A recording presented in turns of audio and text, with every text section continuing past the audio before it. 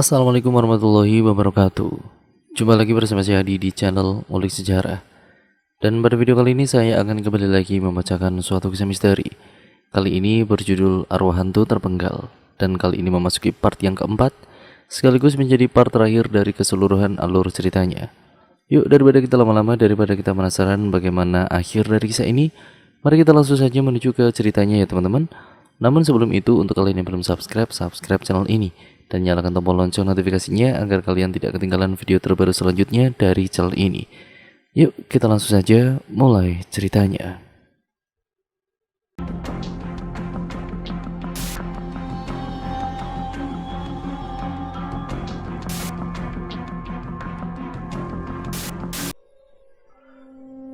Aku duduk bersila di ruangan ini. Aku mulai melaksanakan apa yang pernah diperintahkan oleh Nenek Ani kepadaku. Sahara, Sahara, aku mengenalmu. Datanglah jika memang kamu ada di saat ini. Sahara, datanglah, aku memanggilmu. Gerutuku secara lirih memanggil sosok itu. Namun sosok itu belum juga menunjukkan kehadirannya.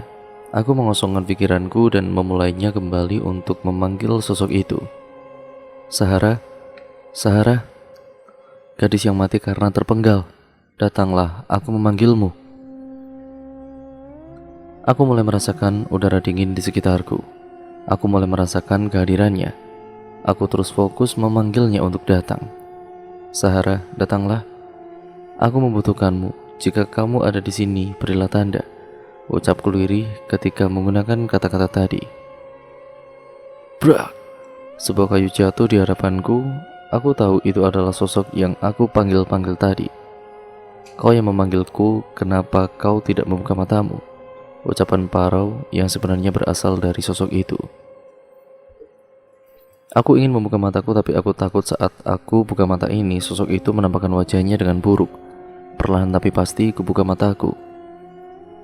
Dan dengan terkejut, aku tidak melihat sosok wajah buruk itu. Yang kulihat saat ini adalah wajah cantik dengan baju putih yang cukup bersih. Kamu mawar kan? Tanya sosok itu sambil melayang. Iya, jawabku gugup melihat tingkahnya. Ada keperluan apa kau memanggilku? Tanya sosok itu. Aku ingin sahabatku kembali, jawabku tegas. Bantu aku dulu baru sahabatmu bakal kembali, ucap sosok itu kepadaku. Bantu yang seperti apa? Sedangkan aku tidak tahu kenapa kau bisa mati, ujarku berpura-pura tidak tahu. Kau tidak tahu? Bukannya kamu sudah tahu bahwa aku mati karena terpenggal? Ucap sosok itu sambil duduk di meja yang ada di gudang. Aku berdiri dan mencoba mendekat ke arah sosok itu. Iya, aku tahu. Namamu Sahara kan? Lalu, aku harus seperti apa untuk membantumu? Temukan tubuhku, ucap Sahara. Aku akan bantu kamu menemukan tubuhmu, tapi dengan satu syarat. Kau memberi seorang hantu syarat. Ya, jawabku. Baiklah, apa syaratnya? Kamu harus cerita dengan jelas kenapa kamu bisa seperti ini. Baiklah, jawab dia. Sosok itu pun berjalan perlahan ke arahku. Aku sedikit mundur. Aku tidak tahu apa yang mau dilakukannya. Aku menyuruhnya untuk cerita, bukan mendekatiku seperti ini. Tanpa pikir panjang, sosok itu masuk ke dalam tubuhku. Dia meronta dan menjerit di dalam tubuhku. Sepertinya dia ingin langsung menunjukkan apa yang dia alami secara langsung kepadaku. Kepalaku semakin pusing, aku sudah tidak bisa memikirkan apa-apa lagi. Sosok itu telah menguasai semuanya. Aku menjerit karena sosok itu, dia berusaha memutar masa lalu dia melalui pikiranku. Ah, teriakku sambil memegangi kepalaku. Sahara Anandira, seorang gadis yang bisa dibilang paling menonjol di desa ini. Ibu dan ayahnya sudah lama bercerai dan dia hidup dengan neneknya dari kecil di desa Punggara ini. Banyak pria yang jatuh hati kepadanya, namun hanya satu yang memikat Sahara dan dia adalah Rangga. Penampilannya memang enggak sebagus pemuda lain, tapi dengan ketulusannya dia berhasil memikat hati Sahara. Awal pertemuan Sahara memang tidak begitu tahu sifat asli dari Rangga. Yang ia tahu Rangga adalah sosok pria yang sangat baik sekali. Ya memang sih dari segi luar kan Rangga nampak sopan terhadap lainnya ataupun yang lebih tua, dan nampak paling rendah hati dibanding pemuda-pemuda yang lainnya. Bahkan jika bertemu dengan nenek Sahara, Rangga terlihat meyakinkan akan menikahi Sahara. Tapi semuanya tidak tahu di balik sifat baik seorang Rangga. Kisah ini bermula saat usia Sahara menginjak 24 tahun. Saat itu Sahara mendapatkan surat dari seseorang yang tidak jelas namanya. Di surat itu tertulis untuk Sahara agar datang di Jembatan Cinta, sebutan penduduk desa untuk jembatan yang menghubungkan desa Punggara dengan desa Abadijaya. Sahara pun menuruti perintah dari surat itu. Sekitar pukul 1 siang, Sahara keluar rumah untuk menuju alamat dari surat tadi. Dia hanya berjalan kaki. Sahara selalu berharap bisa bermain bersama Rangga. Namun sialnya Rangga selalu disibukkan dengan organisasi desanya dan tidak pernah ada waktu untuk sekedar jalan-jalan. Desa Punggara saat itu masih terlihat ramai, jauh seperti sekarang yang sungguh sangatlah sepi. Terlihat masih banyak penjual sayur keliling, anak-anak yang main bola di jalanan, serta ibu-ibu yang mengobrol di depan rumah-rumah mereka. Sahara dikenal sebagai sosok gadis yang patuh terhadap neneknya. Dia selalu berusaha menjaga dan membuat neneknya bangga terhadapnya. Sahara juga disegani oleh masyarakat sekitar. Setelah cukup lama berjalan, akhirnya Sahara sampai di jembatan. Dia melihat ke kiri dan ke kanan, namun tidak ada siapa-siapa di sini. Lalu, di mana orang yang mengirim surat ini? Sahara duduk di pembatas jalan menunggu seseorang yang mengajak bertemu di jembatan. Sudah hampir 10 menit dia menunggu, tapi tidak ada jawaban juga. Akhirnya Sahara turun dan juga berjalan menuju pinggir sungai yang ada di bawah jembatan. Air sungai nampak jernih sekali, dengan batu-batu yang cukup besar dan menghiasi pemandangan di sekitaran sini. Sahara duduk di pinggir sungai. Dia mengambil batu-batu kecil lalu melemparinya ke sungai. Sesekali ia melihat HP-nya untuk mengecek jam. Sudah sekian puluh menit dia menunggu, sampai tiba-tiba ada sepasang tangan yang menutup matanya dari belakang. Dia coba untuk merabat tangan yang menutupi matanya. Sahara seperti kenal dengan tangan itu, tapi dia tidak tahu pasti siapa orangnya. "Ini siapa ya?" tanya Sahara sambil tersenyum kecil. "Kira-kira siapa ya?" ucap seorang cowok dengan bahasa halus. Sahara nampak mulai yakin dengan orang ini. "Ah, kamu," ucap Sahara sambil melepas tangan yang menutupi matanya. Dan cowok itu ternyata adalah Rangga. Betapa senangnya Sahara bisa bertemu dengan Rangga. "Maaf ya telah datang, banyak urusan," ujar Rangga. "Jadi kamu yang ngirim surat itu?" tanya Sahara sedikit tersenyum. "Iya cantik," ucap Rangga sambil duduk di sampingnya. "Apaan sih?" Sahara mulai salah tingkah. "Happy day ya Sahara, selamat ulang tahun," ucap Rangga sambil memberi boneka kepada Sahara. "Wah, serius?" Sahara tambah salah tingkah. "Aku suka warnanya pink," sambung Sahara sambil tersenyum. "Simpan ya, jangan sampai rusak," ujar Rangga. Sahara tersenyum. "Oh iya, aku boleh ngomong nggak?" tanya Rangga. "Ngomong apa?" tanya balik dari Sahara. Rangga menghadapkan badannya ke arah Sahara. "Aku ingin berbicara kepadamu. Sebenarnya, sudah sejak lama aku menyimpan perasaan terhadapmu. Aku tidak ingin memaksamu, tapi aku berharap kamu mengerti tentang perasaanku," kata Rangga yang membuat jantung Sahara berdetak dengan kencang. Maksud kamu?" tanya Sahara dengan salah tingkah. "Setelah sekian lama, inilah saatnya aku mengutarakan isi hatiku. Maukah kamu jadi pacarku?" ujar Rangga yang seketika membuat Sahara tidak bisa berbicara. Ternyata sudah lama juga si Sahara ini memendam perasaan, dan sekarang itu semuanya terwujud. Berulang kali Sahara mengedipkan matanya seolah-olah mengetes apakah ini mimpi. "Hei," kata Rangga. Sahara tersenyum dan berujar, Iya." Mulai saat itu mereka resmi menjalankan hubungan sebagai sepasang kekasih. Banyak pemuda-pemudi di desanya iri dengan hubungan mereka. Mereka sangat romantis, kemana-mana selalu berdua. Dan kini jika Rangga ada kepentingan rapat organisasi, dia tidak lagi sendiri dalam perjalanan. Sekarang Sahara selalu setia menemani kesibukan Rangga sebagai ketua Karang Taruna di desa Punggara. Dan hari-hari mereka selalu diwarnai dengan kesenangan dan keindahan cinta mereka. Jika dua insan yang telah berkomitmen untuk menjadi satu, maka tidak ada alasan untuk mereka berpisah. Itulah kata-kata yang selalu memotivasi hubungan mereka. 1 tahun kemudian, hari Kamis tanggal 23 April, tepat 1 tahun mereka menjalin cinta dan tepat pula di hari ulang tahun Sahara yang ke-25 tahun. Sahara menunggu chat dari Rangga, berharap Rangga mau mengajak dia main. Ia merenung di kamar, sesekali menggeser-geser ponselnya, menunggu kabar dari sang kekasih. Sahara berpikir apakah dia lupa sama tanggal ini? Di tanggal ini, dia itu benar-benar ada 2 momen yang sangat penting. Sahara mulai meneteskan air mata. Ia berdiri dari kasurnya lalu melihat keluar melalui jendela. Tidak ada tanda-tanda bahwa Rangga akan datang ke sini.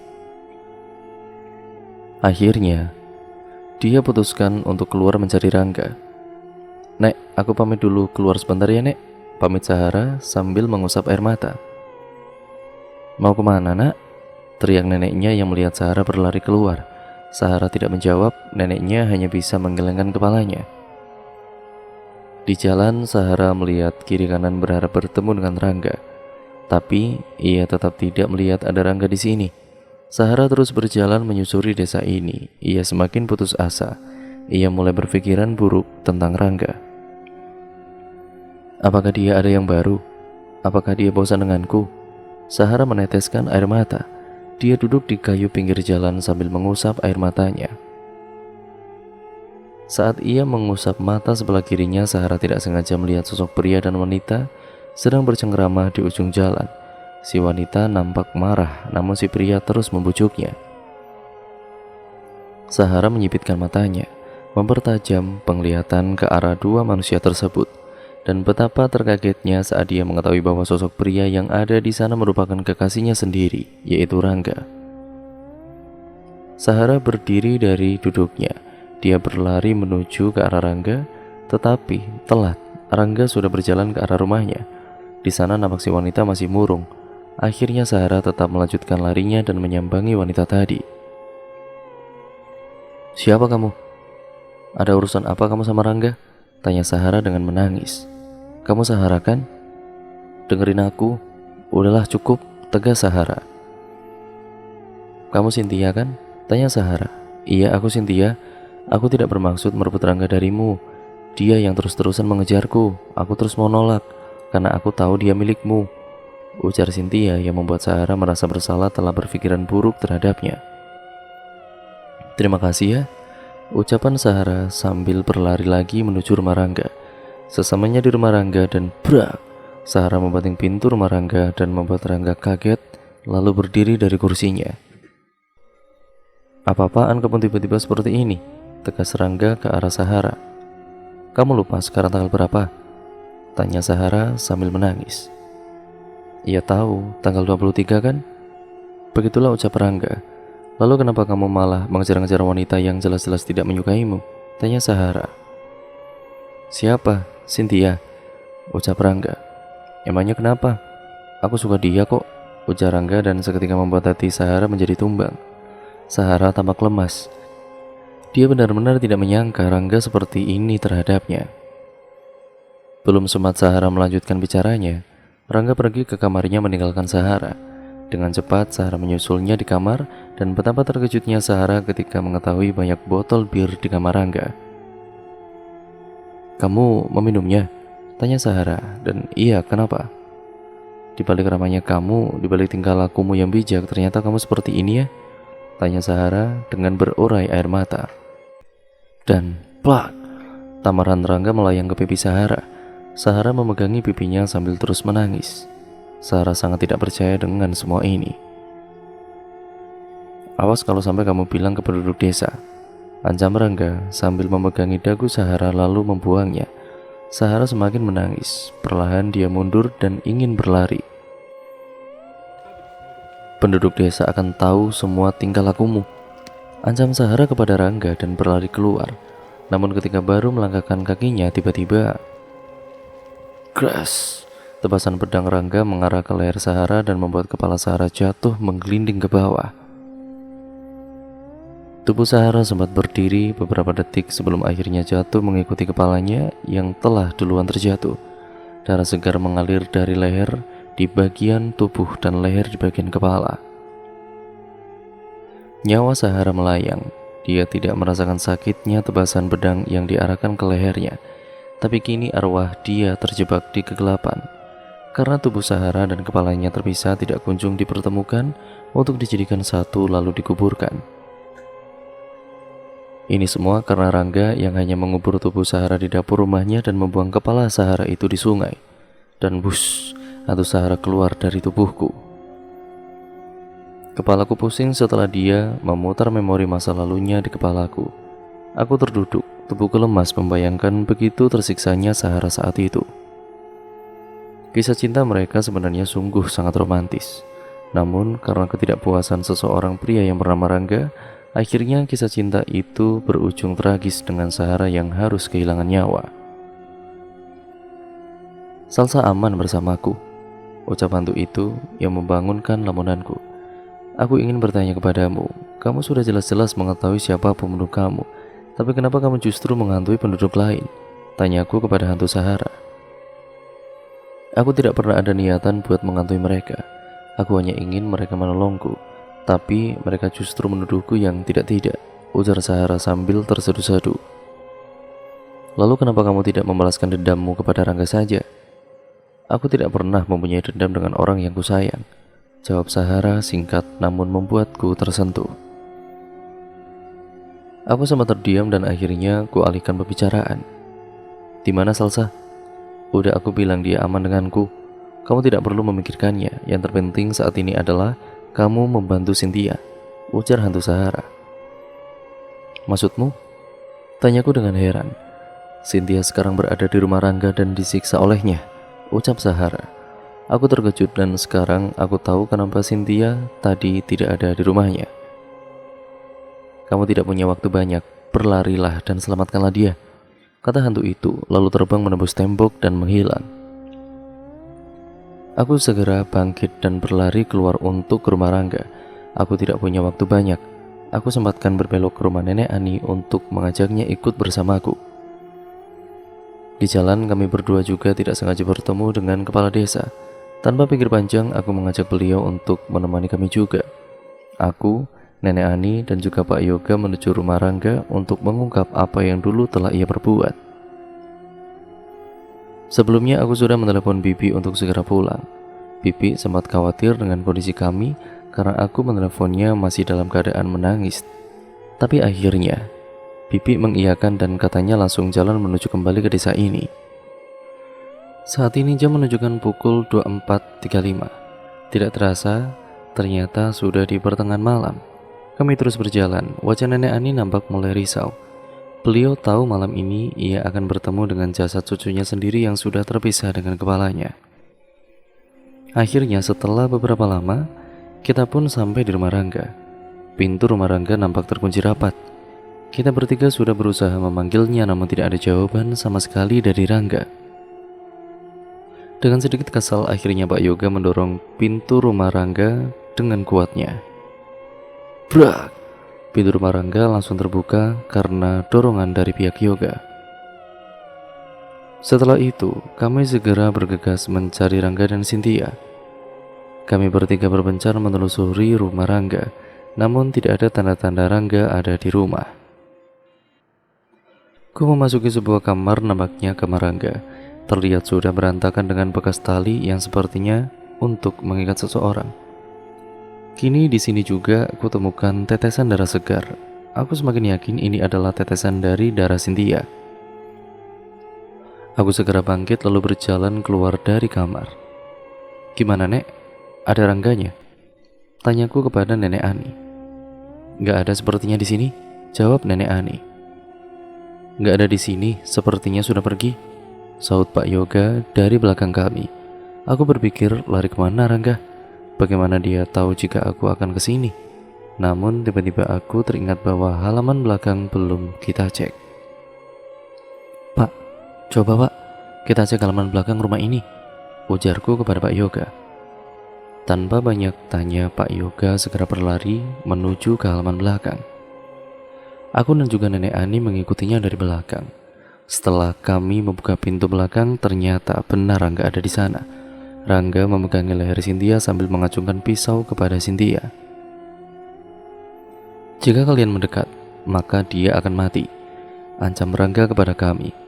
"Ternyata ini sifat kamu selama ini," ucap Pak Yoga karena heran melihat Rangga seperti ini. "Lepasin Cynthia sekarang," tegasku sambil melangkah ke depan. "Dan jangan mendekat," saut Rangga yang membuatku kembali mundur. "Di dapur sebelah mana jasad Sahara kamu kubur?" tanyaku. "Kamu gak akan pernah tahu. Jangan-jangan kedua orang tuamu mati karena kamu juga," kata Nenek Ani yang langsung membuat kami menengok ke arahnya. "Tolong aku," kata Cynthia dengan lirih. Sungguh pedih melihat Cynthia dalam keadaan seperti itu. Rangga justru semakin mengeratkan tangannya ke leher Cynthia. "Iya, saya yang membunuh kedua orang tuaku. Mereka berdua tidak pergi meninggalkanku, tapi akulah yang membunuhnya. Dan aku kubur jasad mereka berdua di kebun kami," tegas Rangga yang membuat Nenek Ani memegangi dadanya. Hati seperti teriris mendengar jawaban Rangga. Bagaimana mungkin dia tega membunuh orang tuanya sendiri? "Anak biadab kamu," seru Nenek Ani sambil menunjuk ke arah Rangga. Rangga pun tertawa. Tiba-tiba angin tertiup dengan kencang. Pohon-pohon di sekitar rumah Rangga bergerak dengan kencang, dan daun-daun yang tua berguguran di atas kami. Aku melihat ke atas, langit tidak mendung, tapi dari mana asal angin ini? Pak Yoga panik, begitupun dengan Nenek Ani. Rangga nampaknya juga merasakan kepanikan. Sampai-sampai dia ini melepaskan Cynthia dari jeratannya. "Mawar," kata Cynthia sambil berlari ke arahku, lalu memelukku dengan erat seakan-akan bersyukur bisa lolos dari maut. "Nek, aku tahu di mana tubuh Sahara," sambung Cynthia sambil melepaskan pelukannya. Nenek Ani menengok ke arahnya. "Di mana, Nak?" tanya Nenek Ani. Tanpa jawaban, Cynthia langsung menarik tangan Nenek Ani menuju dapur. "Cynthia!" teriak Rangga. Cynthia hanya menengok lalu melanjutkan jalannya. Rangga mengejar Cynthia namun berhasil aku halangi dengan Pak Yoga. "Lepasin," kata Rangga sambil mendorong kami berdua. Pak Yoga terpental jatuh ke bawah, begitupun denganku. "Kau kepala desa bodoh," teriak Rangga sambil mengarahkan pisau kepada Pak Yoga. "Rangga, jangan!" Belum sempat aku meneruskan perkataanku, pisau Rangga sudah mengarah ke perut Pak Yoga. Tapi sayang pisau itu melenceng dari perut Pak Yoga karena beliau menghindar. Pak Yoga berdiri, kemudian mengambil sebuah balok kayu yang tidak jauh dari tubuhnya. Kemudian dengan keras Pak Yoga memukulkan balok kayu itu ke arah Rangga sehingga membuat Rangga terjatuh dan lemas. "Pak, lari Pak, susul Cynthia dan juga Nenek Ani mengambil tubuh Sahara," teriakku yang saat itu masih berada dalam keadaan jatuh. Dengan cepat Pak Yoga berlari menemui Cynthia dan Nenek Ani. Aku bangun dari dudukku. Kulihat Rangga masih sedikit lemas, namun ia terus berusaha berdiri. "Kamu sungguh manusia yang paling jahat di dunia ini, Rangga. Kamu telah membunuh orang yang jelas-jelas mencintaimu. Kamu juga membunuh kedua orang tuamu sendiri," perkataanku memaki Rangga. "Hentikan," teriak Rangga sambil berdiri. "Gak usah ikut campur dengan urusanku," ancam Rangga sambil mengambil balok kayu yang dipukulkan oleh Pak Yoga tadi. "Mau apa kamu?" kataku sambil mundur perlahan melihat Rangga yang terus mendekat dengan balok kayunya. "Aku mau membunuhmu," tegas Rangga sambil mengarahkan balok kayu tersebut ke arahku. Aku berteriak, namun syukur aku berhasil menghindar dari pukulan itu. Aku berlari menuju kebun-kebun yang ada di belakang rumah Rangga. "Jangan lari kau Mawar. Aku akan terus mengejarmu sampai aku berhasil membunuhmu di sini," seru Rangga sambil berlari mengejarku. Aku terus berlari menerobos semak-semak di kebun ini. Jantungku berdetak dengan kencang. Kematian sepertinya sudah menghantui pikiranku.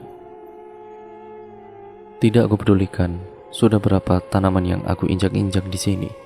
Yang terpenting bagiku saat ini adalah lolos dari kejaran Rangga. Aku melihat ada pohon besar di sana. Kuputuskan untuk bersembunyi di balik pohon itu, menghindari kejaran Rangga. Aku duduk di balik pohon ini, napasku masih tersengal-sengal. Detak jantungku juga masih kencang. Aku harap Rangga tidak menemukan aku di sini. Di mana kau, Mawar? Suara Rangga terdengar begitu dekat. Aku semakin takut. Kututup mulutku dengan tanganku agar tidak refleks berteriak. Kaki Rangga semakin melangkah ke depan. Perlahan aku menarik nafas dan menahannya agar tidak terdengar suara nafasku. Setelah beberapa detik, aku tidak mendengar kembali suara langkahan kaki Rangga. Ya, aku berdiri untuk keluar dari balik pohon ini. Karena aku tahu Rangga sudah pergi dari sini. Dengan perlahan aku melangkahkan kaki untuk kembali menemui Cynthia, Nenek Ani, dan juga Pak Yoga di rumah Rangga.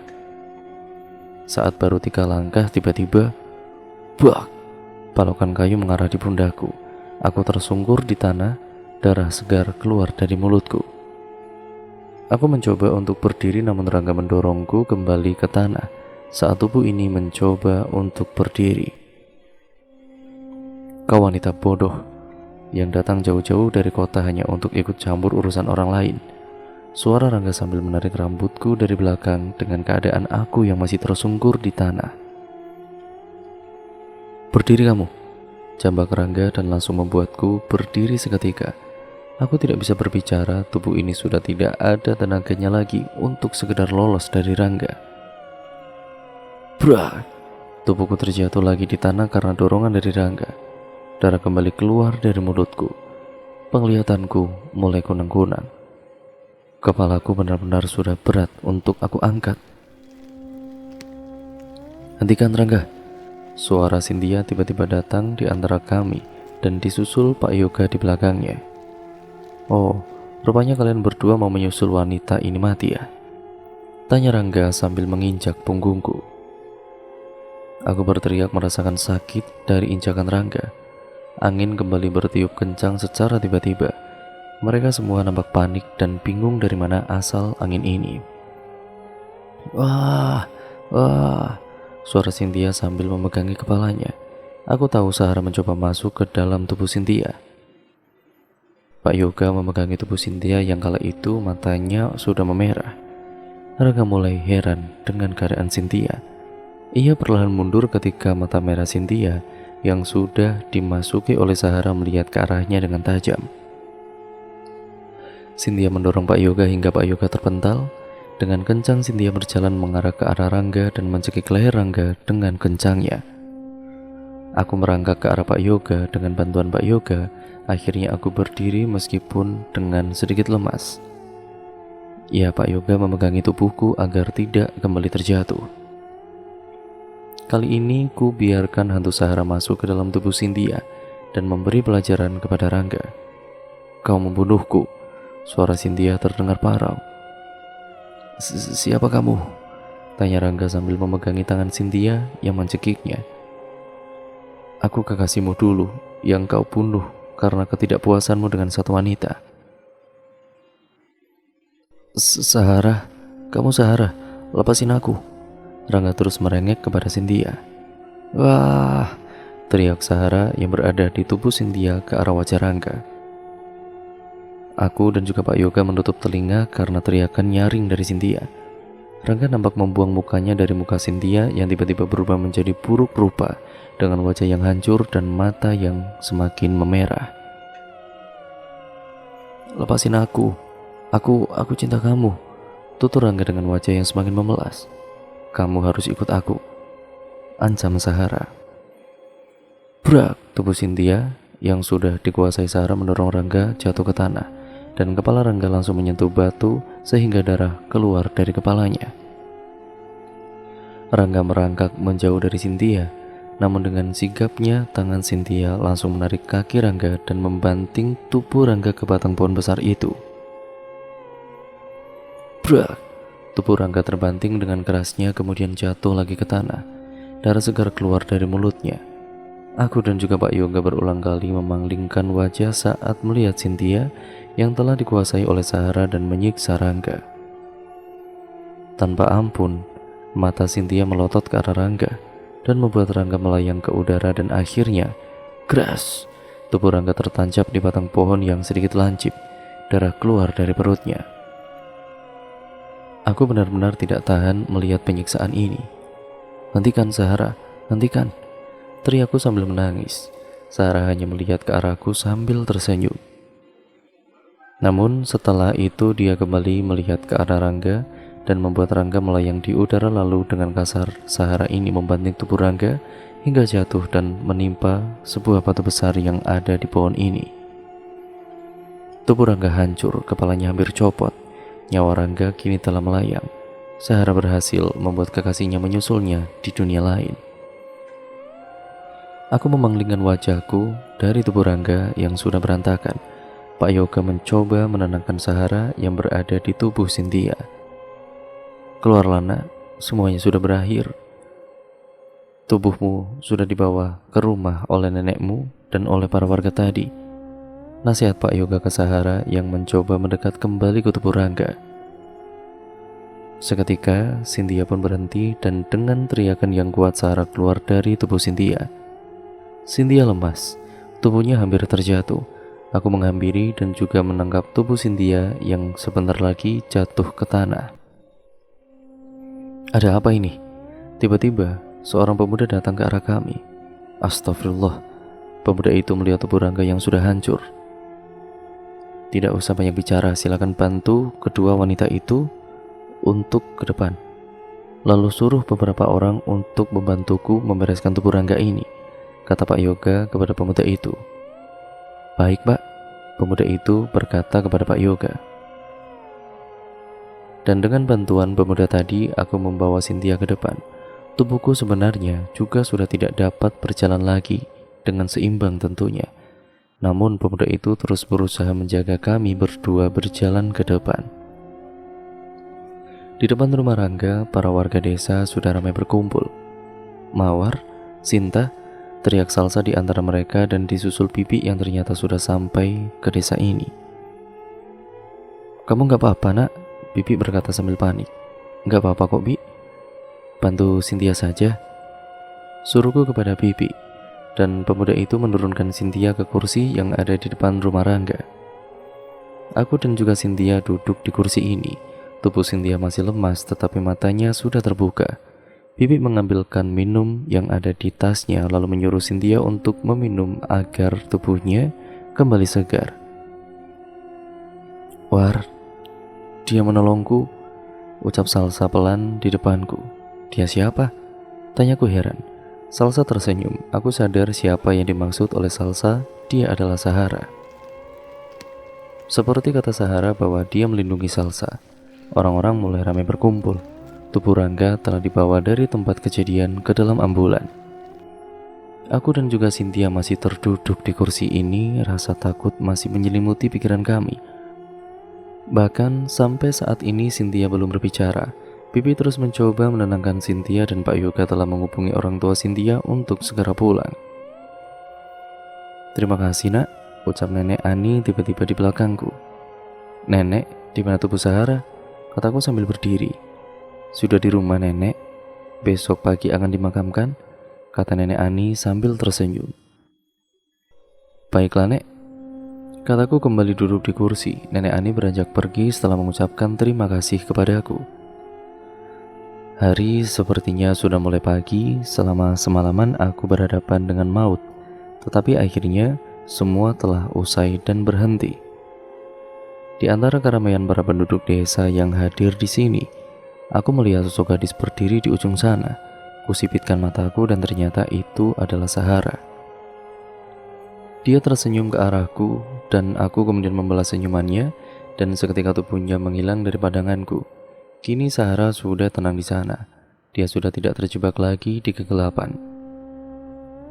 Warga desa juga sudah akan tenang lagi karena tidak akan ada lagi diganggu oleh sosok hantu yang mereka sebut itu terkutuk. Pak Yoga yang juga mengajak para lelaki untuk menggali kuburan orang tua Rangga supaya bisa dimakamkan secara layak. Selamat tinggal Sahara, rohmu akan tenang di sana dan aku senang bisa membantumu. Dan cerita pun akhirnya selesai sampai di sini ya teman-teman. Terima kasih untuk kalian semua yang sudah menyimak video kali ini dan cerita kali ini. Jangan lupa untuk kalian yang belum menonton part sebelumnya, saya sarankan untuk menontonnya terlebih dahulu agar kalian mengerti keseluruhan alur ceritanya. Dan nantinya juga cerita ini akan ada full versionnya ya teman-teman. Jadi gabungan dari keseluruhan part untuk kalian yang suka cerita yang langsung panjang ya teman-teman. Jangan lupa untuk kalian like, comment, dan share serta ya tentu saja subscribe tentunya. Dan jangan lupa untuk nyalakan tombol lonceng notifikasinya. Dan itu lakukan sebanyak-banyaknya ya teman-teman. Ya karena itu membantu channel ini menjadi channel yang jauh lebih baik lagi ke depannya. Dan jangan lupa pula untuk kalian maafkan saya apabila banyak kesalahan kata ataupun narasi saya yang mungkin kurang jelas dalam membacakan narasi video kali ini. Banyak sekali nih pembelajaran yang dapat kita ambil dari cerita ini. Dari awal sampai akhir, ya sebenarnya banyak sekali pesan moralnya. Semoga kita dapat mengambil hal-hal yang baik, hal-hal yang positif, dan membuang jauh-jauh hal yang buruknya. Jadikan itu sebagai pembelajaran untuk kita semua ya teman-teman, agar kita menjadi manusia yang jauh lebih baik tentunya ke depannya. Sekian dan terima kasih, kurang lebihnya mohon maaf video ini saya akhiri. Wassalamualaikum warahmatullahi wabarakatuh.